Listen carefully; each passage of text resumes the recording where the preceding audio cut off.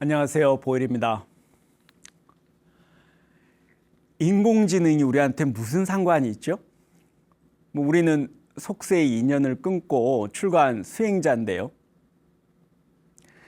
승가대학에서 이렇게 인공지능 특강을 하다 보면 학인 스님들로부터 이렇게 종종 이런 도전적인 질문을 받곤 합니다. 하긴 그렇습니다. 몰라도 되겠죠. 제가 학인 시절에도 인공지능이니 뭐니 하는 이런 이야기들은 들어본 적도 없습니다. 굳이 인공지능을 알아야지 수행을 잘하는 것도 아니고, 또 옛날에 큰 스님들이 인공지능이 없던 시절에 그런 시절에도 잘만 깨치고 자비행 실천했습니다. 그런데도 인공지능을 얘기하는 이유는 이렇습니다. 붓다의 깨달음이 그러했고요. 이게 모든 것은 서로 의존하고 있습니다. 상관없는 것은 없죠. 붓다의 가르침은 우리의 삶의 이야기이고 또 역사입니다. 그 삶이 변화하고 있는 거죠. 그것도 크게 말입니다. 4차 산업혁명 또한 우리 삶의 내용의 변화이자 그 자체라고도 할 수 있습니다. 인공지능도 그렇고요. 그 변화의 폭은 2년 따라 정도의 차이는 있겠지만 그 변화가 진행되고 있다는 사실만은 분명해 보입니다. 우리가 모습을 거울에 비추어 보고 우리를 자각하듯이 하나의 은유는 될 수 있습니다. 인공지능은 그저 유용한 방편에 불과합니다. 너무나 역설적이게도 인간이 아닌 인공지능을 이렇게 얘기하다 보면 결국은 도대체 인간이란 무엇인가 라는 질문을 던지게 됩니다. 자신 아닌 것에 대한 관심과 집중이 오히려 나 자신을 분석적으로 비추어 보는 어떤 시발점이 되는 거죠. 그냥 바로 방편 없이 단도직입적으로 본론으로 들어가면 안 되냐, 이렇게 반문할 수도 있습니다. 하지만 안타깝게도 세상은 이미 바뀌어가고 있습니다. 혁신과 혁명은 환영받으면서 오는 게 아니라고 합니다. 우리가 가르쳐야 하는 세대는 이미 우리와는 다른 세대임을 인정해야 합니다. 과거의 방식대로만 우리의 학인 스님들을 또는 우리의 학생들을 가르칠 수 없는 이유이기도 합니다. 저는 지난 수년간 인공지능을 비롯한 제4차 산업혁명에 대해서 다양한 사건과 아이디어를 이렇게 이야기해오고 있습니다. 전 세계적으로 일어나고 있는 대변혁의 의미와 내용에 이렇게 주목한다면 그중에서 그 변화를 감당하고 주도할 인재들에게 무엇을 어떻게 가르칠 것인가의 문제를 외면할 수 없습니다. 꼭 제가 현재 승가교육 현장에 몸담고 있어서이기 때문은 아닙니다. 이 시대의 변화를 제대로 이해하지 못한다면 우리가 속해 있는 회사나 가정 또는 전통마저도 지켜내기 힘들 것이기 때문입니다. 오늘은 우리 국민들이 전 세계에서 둘째가라면 서로 할 관심사를 얘기해 보고자 합니다. 바로 교육입니다. 우선 현재와 앞으로 우리가 교육할 세대가 어떤 사람들인지 명확히 해둘 필요가 있습니다. 디지털 네이티브라는 말이 있습니다. 디지털 환경에서 태어나고 자란 세대를 통칭합니다. 미래학자인 마크 프렌스키에 의하면 1979년 이후에 태어난 사람들을 지칭한다고 규정합니다. 이 기준에 따른다면 저도 나름 디지털 기기에 익숙한 편이라고 생각했지만 무한하게도 아닌 것이 분명해지는데요. 어쨌든 이들에게 디지털은 기술이나 기기들은 단순한 도구가 아닙니다. 그들 자신의 삶을 이루는 하나의 환경인 거죠. 디지털 스크린에 익숙한 이 사람들은 엄청난 데이터의 홍수 속에서 살아가는 이런 생태계에 매우 익숙하고요. 또 그들만의 언어를 만들어내고 소통합니다. 제4차 산업혁명을 정면으로 마주하게 될 이들이 주로 이 세대에 해당할 것입니다. 전통시대에 어떤 교육이 주어진 지식을 빨리 정확하게 외우는 것과 어떤 틀리지 않는 것에 집중했다면 이들에게는 문제를 발견하는 게 중요합니다. 왜냐하면 단순 지식은 언제든지 검색을 통해 어떻게 실시간으로 접근할 수 있기 때문이죠. 이제 지식을 배포하는 것은 인터넷이 하는 일입니다. 그건 너무나 쉽게 실시간으로 그리고 무차별적으로 이루어지고 있고 또 심지어 무료입니다. 디지털 네이티브들에게 이러한 디지털 생태계는 아주 자연스러운 흐름이고요. 또 데이터의 소비도 즉각적으로 이루어집니다. 따라서 이들에게 더는 개별 지식 자체 전달, 특별한 의미를 갖지 못할 것입니다. 그렇다면 이 디지털 네이티브들을 상대로 무엇을 어떻게 가르쳐야 할까요? 한 몇 가지 예를 한번 들어보겠습니다. 현재 세계 곳곳에서 다가올 미래의 생존을 넘어서 어떤 시대를 선도하는 엘리트들을 길러내기 위한 다양한 실험적 교육이 진행되고 있습니다. 여기 한 비밀 학교가 있습니다. 전교생은 40여 명에 불과하고요. 특정한 학년도 없고 숙제도 거의 없고 성적은 매기지도 않는다 합니다. 하지만 그들이 배우는 내용은 예사롭지가 않습니다. 암기식 수업 내용은 찾아볼 수 없고 학생들 스스로 탐구 주제를 선택하고 연구하고 토론합니다. 학생 개인의 장점이나 개인적 선호를 발견하고요. 격려하고 존중해주는 시스템을 자랑합니다. 주로 배우는 것은 수학이나 과학, 공학, 윤리학, 인공지능, 로봇공학, 코딩 등이라고 합니다. 언뜻 보면 이과 쪽을 집중적으로 가르치는 것 같지만 꼭 그렇지만은 않습니다. 가장 지속적인 교육 내용은 윤리와 도덕에 관한 대화입니다. 철학과 인문학을 배우고요. 실제로 훈련할 수 있는 교과 과정이죠. 기술을 강조하는 만큼 동시에 그 윤리적 파급 효과도 고려해서 균형 있게 가르칩니다. 흥미로운 점은 교내에서만 통용되는 가상통화를 사용하고 또 그들 스스로 웹사이트를 개설하면서 온라인 거래도 합니다. 학교는 이 모든 과정을 후원하고 장려합니다. 이러한 방식을 통해서 이게 학생들로 하여금 창의적으로 사고하고 또 교실 안에서만 이론을 배우는 게 아니라 직접 그 디지털 사회 구조와 시스템을 배우게 하고 그 문제점을 발견해낼 수 있게 하는 거죠. 이 학교는 기존에 학교 교육에 실망한 일론 머스크가 직접 설립한 에드 아스트라입니다. 에드 아스트라는 별을 향하여라는 뜻의 라틴어라고 합니다. 이 학교의 교육 목표는 인간과 인공지능이 공존하는 세상에서 미래 사회 리더를 키우는 것입니다. 아직 이 학교는 언론을 통해서 외부에 노출되지 않았지만도 벌써 교육 혁신의 상징으로 어떤 관심을 끌고 있습니다. 이뿐만이 아닙니다. 이런 학교는 또 어떤가요? 일정한 캠퍼스도 없고요. 학생들은 베를린, 런던, 샌프란시스코, 서울 등 전 세계 7개 국가의 기숙사를 이렇게 해마다 옮겨 다니면서 생활을 합니다. 이 학교는 식당이나 헬스장, 연구실, 교수용 사무실을 짓지도 않습니다.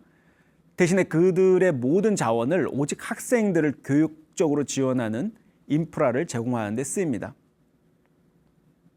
기존의 대학이 지식 전달에 초점을 맞추고 있다면 이 학교는 완전 능동적 학습, 이런 방식의 어떤 수업을 통해서요. 모든 학생이 적극적으로 참여하고 토론합니다. 대부분 수업은 한 곳에 모이지 않고 온라인으로 진행합니다. 캠퍼스는 없지만 전우는 기숙사 생활을 합니다. 이렇게 가는 도시마다 세상 밖으로 나가서 진짜 인생을 경험하고 어떻게 어려움을 헤쳐나가야 하는지도 배웁니다. 이 학교가 실제 체험을 강조하는 이유는요. 학생들 사이의 협업과 어떤 상호 교류가 온라인상에서는 한계가 있기 때문이라고 합니다. 학생들은 이게 지역에서 자기가 거주하는 도시의 주민 중에 한 명이 될 수도 있고요. 직접 지역사회 활동에 참여하기도 합니다. 이 학교가 바로 지혜의 신, 이런 이름을 따서 만든 미네르바 스쿨입니다. 2014년부터 문을 연 이 미네르바 스쿨은요. 그 미래 변화를 주도할 글로벌 인재를 양성한다. 이런 목표를 갖고 있습니다. 어쨌든 우리가 모르는 사이에 변화는 세계 곳곳에서 이미 시작되고 있습니다. 모든 것이 이렇게 디지털되는 시대, 초연결의 시대, 인공지능 로봇과 공존해야 되는 시대, 창의성의 시대, 다양성의 시대 등등 4차 산업혁명을 상징하는 표현들로 이렇게 넘쳐나는 요즘입니다. 어쨌든 이 혁명적 변화는 불교에 있어서도 거대한 도전이 아닐 수 없습니다. 인공지능과 생명공학, 그리고 나노 기술의 비약적 발전, 이런 것들이 모두 우리 기존의 어떤 고전적 인식 틀에 대한 어떤 재해석과 새로운 설명을 이렇게 요구하고 있습니다. 바깥 세상만 변하는 것이 아니라 우리 몸과 마음에 대한 전혀 새로운 접근과 이해가 생겨나고 있습니다. 질병과 노화의 정복에 이어서 심지어 죽음으로부터 자유로워지는 시도까지 등장하고 있는 거죠. 생로병사라는 고통의 기본 구조, 그리고 윤회라는 개념에 대해서 전에 없던 어떤 새로운 도전적 질문들이 제기되고 있습니다. 이에 대해서 불교는 이미 개발되었거나 앞으로 개발될 무시무시하고 위험천만한 기술들에 대해서 그 기술로 무엇을 할 것인지에 대한 어떤 종교 윤리적 대답을 준비하고 있거나 또는 가지고 있어야 할 것입니다. 그 책무를 우선 누가 떠안을까요? 바로 우리 스님들입니다. 그래서 출가 수행자를 길러내는 승가 공동체의 승가 교육에 불교의 미래가 달려있다고 하는 것입니다. 그렇다면 인공지능 시대의 승가 인재상은 어떠할까요? 과거 승단 내에서 붓다의 가르침을 독점적으로 보유하고 전승하던 시대에는 세상 사람들로부터 그 자체로 어떤 종교적 권위를 인정받던 시절도 있었습니다. 하지만 이렇게 초고속 인터넷이 보편적으로 보급된 요즘 같은 경우 더 이상 불교 지식과 그 교리 자체를 습득하는 것, 그게 특별한 일은 아니죠. 누구나 어디서든 스마트폰을 통해 불교 경전이나 논문, 법문 등 다양한 자료를 즉각적이면서도 쉽게 접근할 수 있습니다. 승가 교육 혁신이 조계종 창종 이후에 그간의 엄청난 노력과 성취에도 불구하고 여기서 만족하거나 멈춰서는 안 되는 이유이기도 합니다. 종교 교과 과정과 현실사의 틈을 좁히는 방법으로서 다양한 프로그램들의 개발이 대안이 될 수 있을 것입니다. 종교 커리큘럼을 이렇게 이행하면서도 이와 동시에 입체적으로 교과목에 대한 이해를 심화시키고 실천적으로 이어질 수 있는 프로그램의 개발이 적극적으로 장려될 필요가 있습니다. 예를 들면 이런 거죠.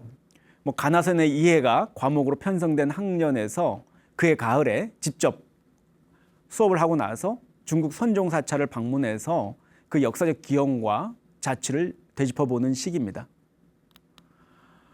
화엄경 시간에 보형행위라는 개념을 수업에서 다루었으면 호스피스 또는 복지센터 등 현장에서 어떤 맥락으로 이 개념이 구체적으로 발현되고 체화될 수 있는지에 대해서 스스로 사유하는 과정이 필요합니다.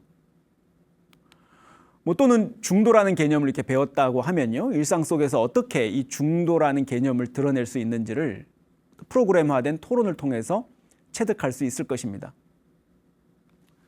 현실 세계에서 드러나는 어떤 고민과 갈등을 통찰하고 세상의 어떤 고통과 마주하게 되는 과정인 거죠.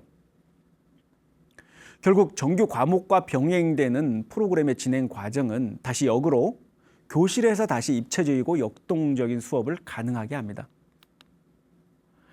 4차 산업혁명 시대에는 지식의 양이 중요한 게 아닙니다. 원하는 지식을 융합하고 연결할 수 있는 생각이 중요합니다.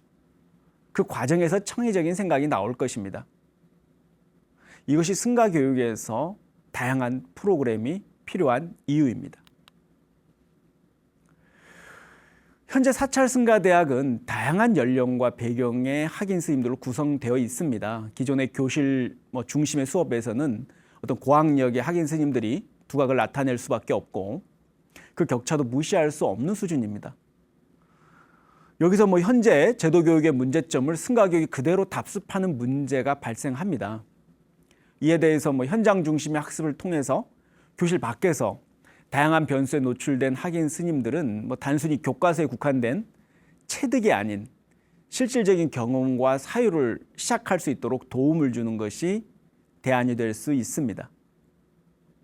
이러한 방향은 교실 수업이 갖는 한계를 극복할 수 있고요.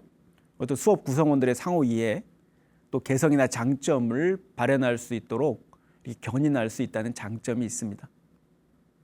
뭐 예를 들어 화엄경의 보현행을 배우는 내용에 대해서 아무리 한문 해석이 뛰어난 학인이라 하더라도 막상 호스피스 현장 실습 과정에서 뭐 주저하거나 직접 헌신하는 모습이 그렇게 하지 못하는 모습이 이렇게 드러나기도 하는 반면에요.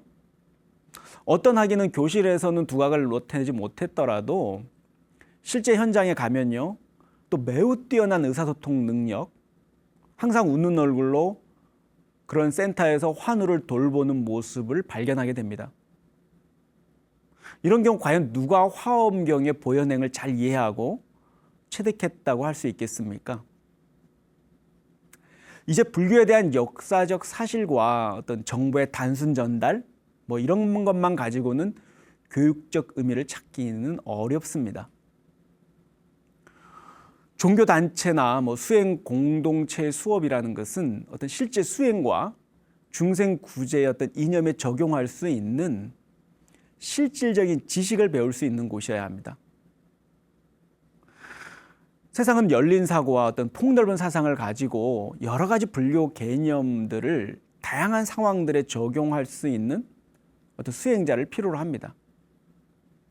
뭐 아시다시피 특히 불교 같은 경우에는 뭐 교리나 세상의 어떤 현실 상황이 이렇게 반듯하게 구분되어 있지 않다는 것을 강조합니다.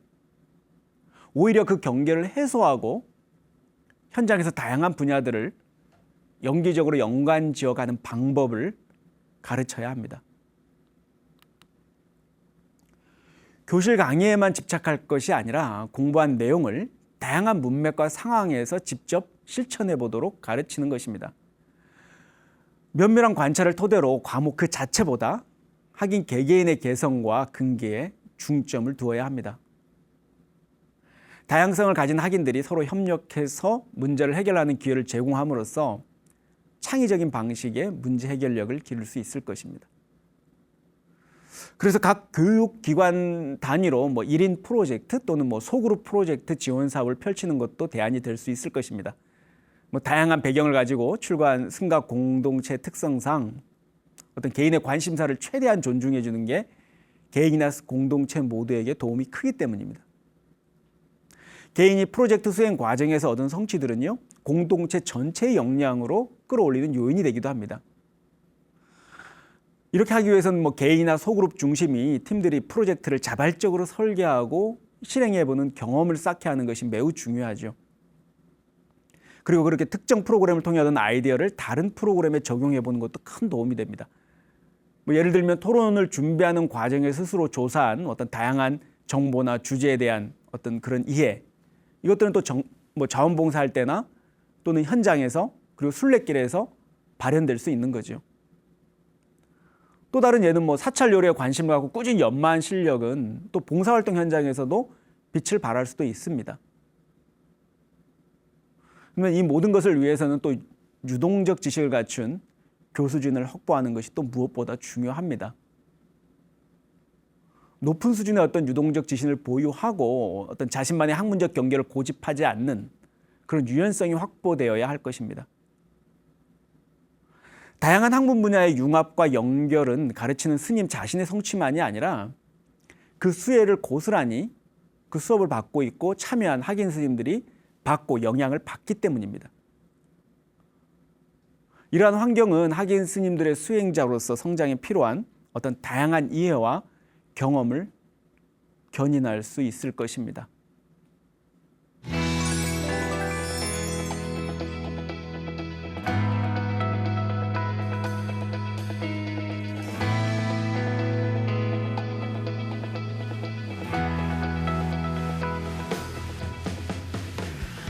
오늘은 인공지능 시대의 승가 교육의 방향에 대해서 같이 고민해 보는 시간을 가졌습니다. 생각해 보니 저 자신도 말로는 인공지능이다, 4차 산업을 얘기하면서 어쩌면 실제 교실에서는 과거 3차 산업 시대의 교수법을 이렇게 답습하고 고수하면서 현재와 미래를 살아가려고 하는 건 아닌지 스스로 의심하고 반성해 보게 됩니다. 오늘 강연 함께해 주셔서 감사합니다. 성불하십시오.